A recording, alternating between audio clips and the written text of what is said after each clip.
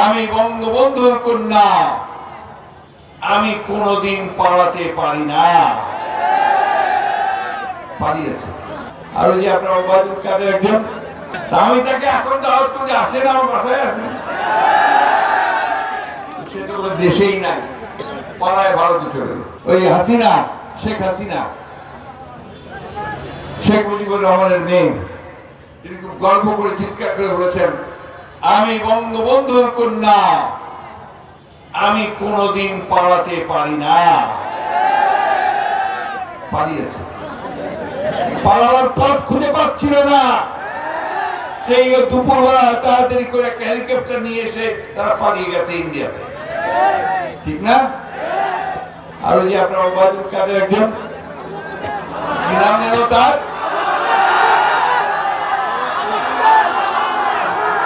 আমি ওই নামে ডাকতে চাই না,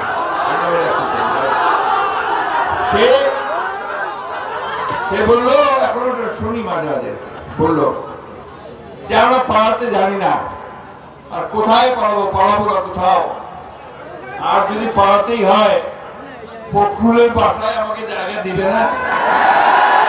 বলছিল না ভাই, তো আমার বাড়িতে খালি পড়ে আছে, আমার ছোট ভাই ছাড়া ওখানে তার কেউ থাকে না, তা আমি তাকে এখন দাওয়াত করে আসেন, আমার বাসায় আসেন, সেটা হলো দেশেই নাই, পাড়ায় ভারতে চলে গেছে। বন্ধুগণ, এমন খারাপ কাজ করেছে এরা, মানুষের চোখে এত ঘৃণিত যে এখন দেশে থাকার মতো অবস্থা তাদের না।